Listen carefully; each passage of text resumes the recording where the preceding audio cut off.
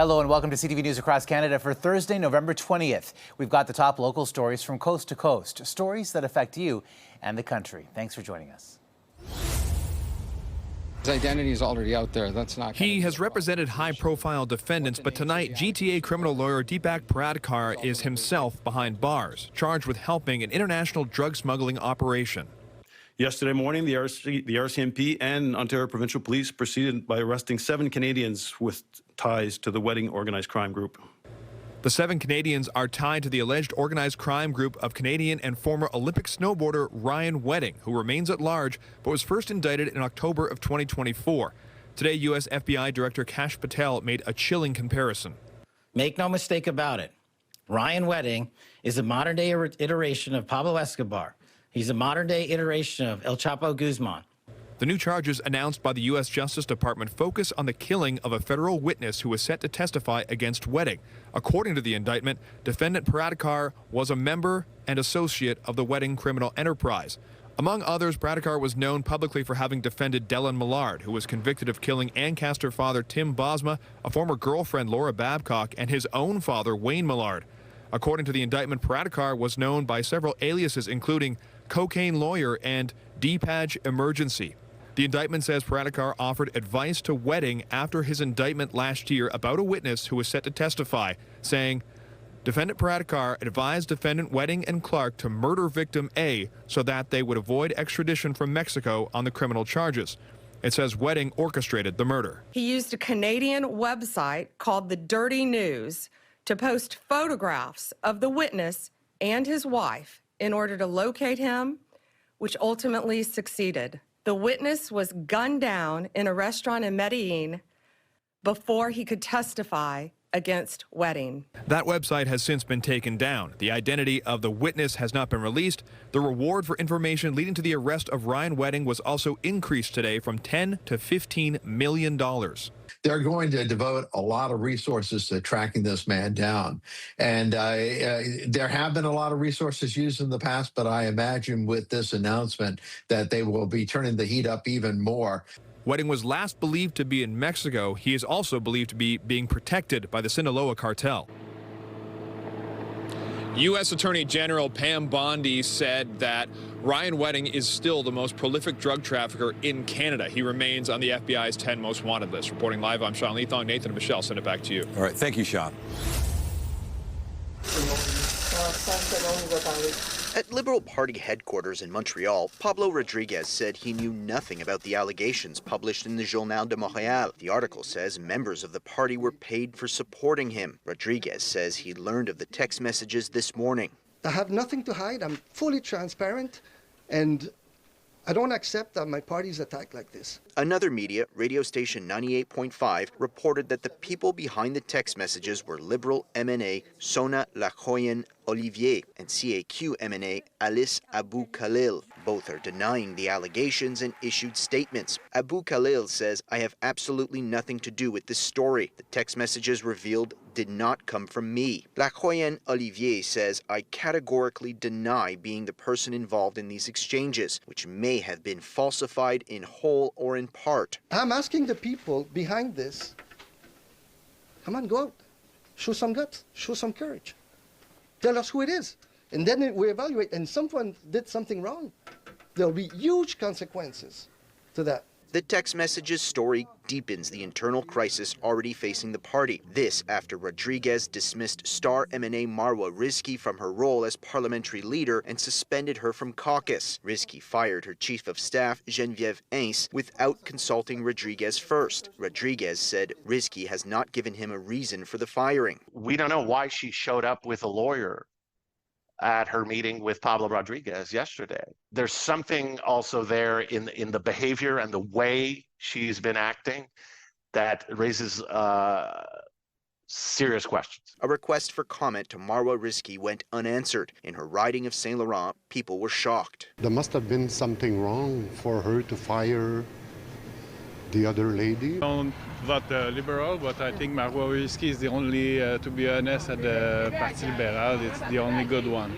So it's, I'm not sure why Pablo put her out. It's understandable why it was done.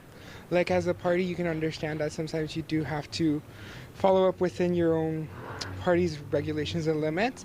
So it was a bit out of line. In a statement, Geneviève Ince said, "I am obviously hurt by this situation, especially since I am convinced that there was no justification for my dismissal. I intend to defend myself vigorously and am exploring all available legal avenues to set the record straight." For his part, Rodriguez says he's not concerned about his future as leader of the Liberal Party. Matt Grillo, CTV News. Winnipeg police have a suspect in a string of high-profile arsons plaguing the city since the summer. The incidents have caused a tremendous amount of concern, fear, and financial hardship to those who have been directly impacted. Police arrested a 35-year-old man for 22 arsons, break-and-enters, and damage-related offenses between June 11th and November 18th. They say Jesse Robert Sean Wheatland has been charged with 22 criminal charges, including arson with disregard for human life and 13 counts of arson causing damage to property. I think this is a very important announcement today that should set the minds of many of the members of the public at ease. Several downtown and exchange area restaurants and bars were hit, including the Commonwealth Kitchen and Bar, Johnny G's, the Exchange Event Center, the Tipsy Cow, La Roca, the Palomino Club, and Bougie.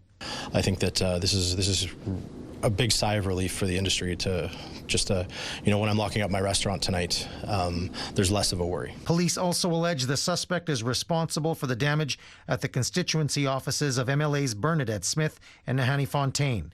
Both are grateful police made an arrest. The last months have been very uncertain, and in some respects it has left us feeling a little bit scared and frightened sometimes. But this arrest does not cover all of the arsons. Police believe the suspect was working alone and not part of any extortion plot. There are other unsolved arsons involving businesses where owners say they were being threatened to pay or else. I want to be clear. This investigation is not related to any of the previously reported extortion investigations. Those continue to be actively investigated. Police say the suspect was arrested on Magnus Avenue following one of the incidents at a provincial treatment center on Magnus. There was also damage to the Winnipeg School Administration building. Jeff, do police have a motive? They say they do, as the suspect is cooperating but won't elaborate for investigative reasons. They also say this individual is not known to them. All right, thanks for this, Jeff. In a social media video, the province is shedding some light on its new healthcare plans. We're calling it the dual practice surgery model, and here's how it will work. Surgeons will soon be allowed to offer elective procedures paid for by patients or their insurance after they commit to a minimum number of publicly funded surgeries per year. A surgeon could choose to perform publicly funded surgeries during regular business hours, while performing private surgeries after regular business hours or on weekends. The plan is aimed at cutting high surgery wait times, a stat that currently leaves many far beyond safe thresholds. This is another avenue where medical professionals and Albertans can connect and perhaps do additional surgeries that are currently done out of province. But it won't just be surgery. Alberta's Minister of Hospital and Surgical Health Services says there are plans to broaden out the model to allow other health professionals a chance to mix public and private care. He wouldn't say what health care providers will be impacted. They did not campaign on this. They do not have a mandate. Call an election. That's right. Some health professionals already work outside of the public stream, but the things they do, cosmetic surgeries, for example, are not covered by public insurance. Experts are convinced these changes will only further incentivize private practice. If we look at the evidence of other jurisdictions, the public system has suffered where the private system has been able to flourish. And to the extent that it hasn't, it's been because of extensive government regulations to try to manage that. And the market will no doubt also dictate higher private costs for those who can afford to skip the public line. It will create a grossly inequitable healthcare situation, and we're all very, very worried about it. The legislation will be introduced this session. Tim Brooke, CTV News, Calgary. Coastal First Nations joined BC Premier Eby to reaffirm their opposition to lifting the tanker ban on BC's north coast. One crude oil spill would destroy billions of dollars in economic activity. The show of force after Alberta Premier Danielle Smith's government has repeatedly called for an end to the moratorium on North Coast tankers so it can build a new oil pipeline to the coast. One province or one premier cannot block the assets of 5 million Albertans in our most important industry. On Wednesday, Coastal First Nations leaders signed a declaration reiterating a 50-year standing opposition to tankers, motivated by fears of a catastrophic spill and its potential impact on the ecosystem and economy related to tourism and fisheries. We know fully the effects of what an oil spill can do to the ocean, to our breadbasket, to our way of life. Eby reiterated frustrations. There's no proponent for a pipeline, and talk of one could compromise existing agreements with Coastal First Nations to support BC's energy project. Mijung, we were looking at a story from earlier this month when we had the Coastal First Nations meeting with Premier Eby and several cabinet ministers signing that declaration expressing their opposition to having that tanker ban lifted. Today we heard the same message from the NDP, Ravi Kahlon, the Jobs Minister, as well as Energy Minister Dix, reiterating that there is no proponent for a pipeline and that it would be damaging to their current projects underway that require agreement from First Nations. So we'll have to see how this unfolds. But we heard from the federal finance minister today. He weighed in and said he did not dispute the idea that an agreement could be announced in the coming days. Danielle Smith last Friday had said she thought a memorandum of understanding was likely in the next few days and there could be an announcement to that effect. So we'll have to wait and see. But again, the Coastal First Nations, as well as people like Grand Chief Stuart Phillip, had expressed their ongoing opposition, as has the NDP consistently.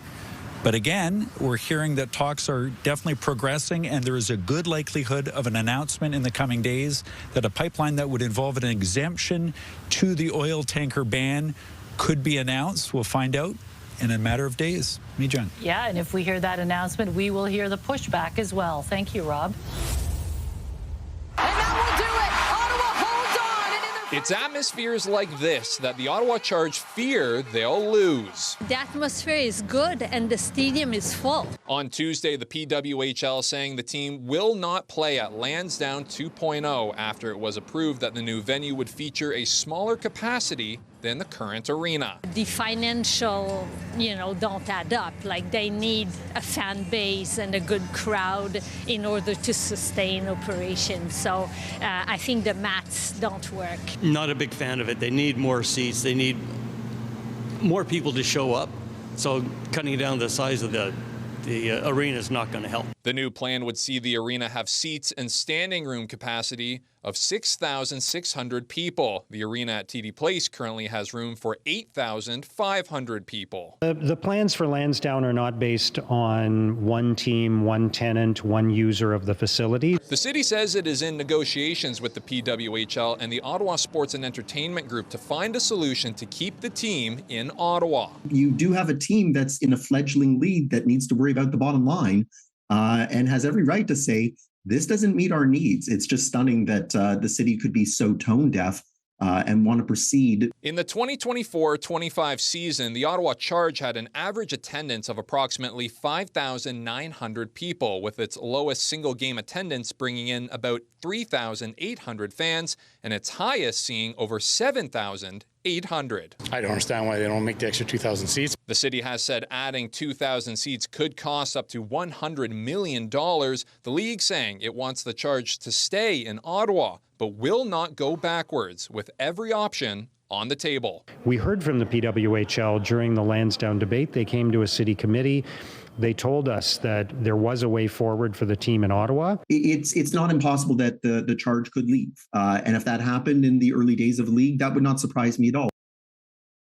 That meeting between the city, the PWHL, and OSEG is set for Friday. And this just in, the Ottawa Senators have issued a statement on the Charge's situation, saying the Ottawa Senators are deeply committed to building the hockey community in Ottawa-Gatineau at all levels, and that includes the women's game. We are always willing to have dialogue and conversations if it fosters the strongest possible outcome for hockey fans in our community. Patricia. They play in a big building. All right, CTV's Dylan Dyson live for us tonight. Thank you. Guys, say hi, everyone. Hi, everyone. He's in good spirits now, but Gerard LeBlanc had a near-death encounter on Sunday. Describing it feels like I'm describing a movie scene. Cindy Levesque's 86-year-old father crashed his car into a body of water on Route 490 just north of Moncton. It was snowing heavily at the time, and LeBlanc lost control of his Toyota Corolla and slid down a rocky embankment into a body of water. He couldn't get the car doors or the windows open, so he had to climb in the back of the car. Somehow, he was able to grab a torque wrench. And with that, he managed to bust the back window and escape. So when he got out of the car, he was in chest-deep water. Once he climbed up the rocks, passerbys stopped to help. What makes the story even more incredible is the man from Rogersville did it all with broken bones in his neck and spine. I don't know how he managed to crawl on his belly to get all the way up to get help because it was cold and all the rocks were, covered in snow and frozen. Her father was in good health before the crash, Levesque says, and was still working. At 86 years old, he walks every day. He's quite a strong man, so I think that's what probably helped him escape and get the strength to climb up that big hill. He's gonna make a good recovery, I hope. He'll likely be in hospital for another 2 to 4 weeks, but he remains in good spirits. I feel like had he not been so quick to react, it could have been a very different story, and I could have gotten a very different phone call. So it's a miracle that he got out in time. Cindy Levesque is sharing her father's story because she hopes people traveling this stretch of road will drive with caution, especially when it's wet and slushy. Derek Haggett, CTV News, near Moncton. There's a trail on the University of Waterloo campus between the Health Services Building and Ronate Village, a dorm-style residence. You'll see many students and joggers using it. It's also right next to a wooded area. God only knows what's in those woods.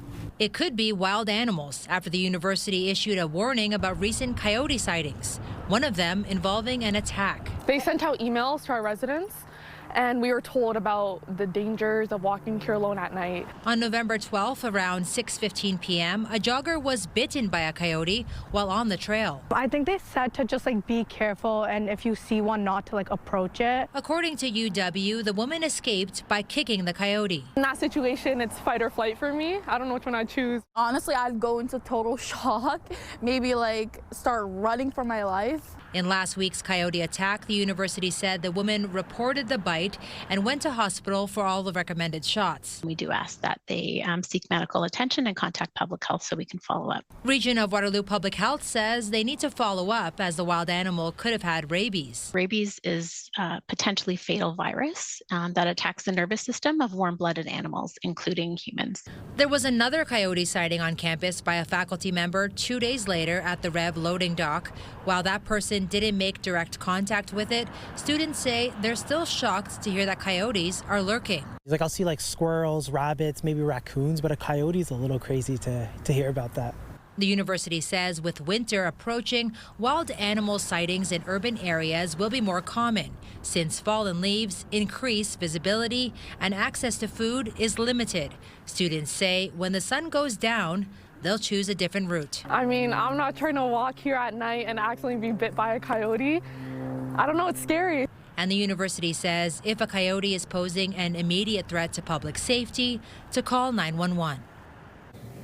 On the City of Waterloo's website, it is recommended that you keep your distance from all wild animals, but if you are confronted, make yourself big and loud and carry a flashlight at night to scare coyotes off. Tony. All right, CTV's Heather Centerin live with that information for us. Heather, thank you. We need to continue to have more robust access to addiction services, as we're seeing through the RAM Clinic. We need to continue to have access to consumption and treatment facilities where we can keep people alive At the end of the day, in the absence of those services, they will die. The medical officer of health offering up a sobering prognosis on the opioid crisis. While positive trends are emerging, the latest figures show there continues to be an uphill battle. According to the Public Health Opioid Report, local emergency department visits related to opioids were down more than 55% in 2024 from their peak during the pandemic in 2021, with the rate of more than 90 visits per 100,000 people. Despite the decrease, EDs still treated nearly 500 opioid overdoses. Meantime, there were 72 opioid-related deaths, representing 12.1 per 100,000 people, a 51% decrease from the peak in 2021. It is remarkable what we have accomplished given the resources that we have. The health unit was joined by others on the front lines of the opioid crisis, calling for more provincial and federal funding for preventative health interventions and surveillance initiatives. So to keep this momentum going, I'd offer that we need sustained provincial support for evidence-based addictions care. We've essentially seized enough fentanyl to wipe out the majority of this community. London's police chief also on hand to provide an update on the open-air substance use strategy. Tai Trong says LPS is on track for a record year in fentanyl seizures, impacting organized crime. The seizures that our people have received and have stopped from hitting the streets, these are deaths that are prevented. A police chief also using this opportunity, making a strong pitch to keep the police budget intact. Recently, the Police Services Board voted to shave $1.5 million off the 2026 LPS budget of $195 million. I can't have every single year a reduction in the police budget because something's got to give. And we're trying to really meet the needs of this community. Brian Bicknell, CTV News. The drug epidemic is unprecedented. Everything is uncontrolled. It's like the Wild West. Roy Cheecham is a tribal counselor with the Clearwater River Dene First Nation. He says the situation is critical with safety in question. When you call for police assistance, they're understaffed. They don't have time. Members of the Meadow Lake Tribal Council explained at a news conference Wednesday the crisis facing their communities with the lack of law enforcement. Why is it in northern Saskatchewan and First Nations people, we have 2,000 people and there's not a police force there? The communities pay for their own security to try to keep people safe, over $1 million a year in some cases, with RCMP detachments in neighboring areas. Response time for RCMP to get to some of the more remote areas is over an hour, according to Chief Jeremy Norman. Best case scenario, you're getting robbed. You're going to be waiting an hour and 15 minutes. That's if the call was answered and they jump in the vehicle right now. RCMP told CTV News this in an email. A number of factors influence response times, such as geographical challenges with vast size of many of the detachment areas, road and weather conditions, call severity, volume, and level of urgency of other calls at the time. Some here explain that unlawful residents are often evicted from the First Nation, but it doesn't fix the situation. It's not one issue. It's a combination of issues. But today we're here for safety. The Provincial Marshal Service is one of the resources this group would like to see utilized more in their communities. This is a cry out to the governments. Look at your people of Canada need help. And that's what we're here to ask for. We're here to ask the governments to step up now. The province told CTV News that they recognize the concerns being raised and they're committed to working with leadership and the RCMP across the province and advancing First Nations policing. Carla Shinkrook, CTV News, Saskatoon.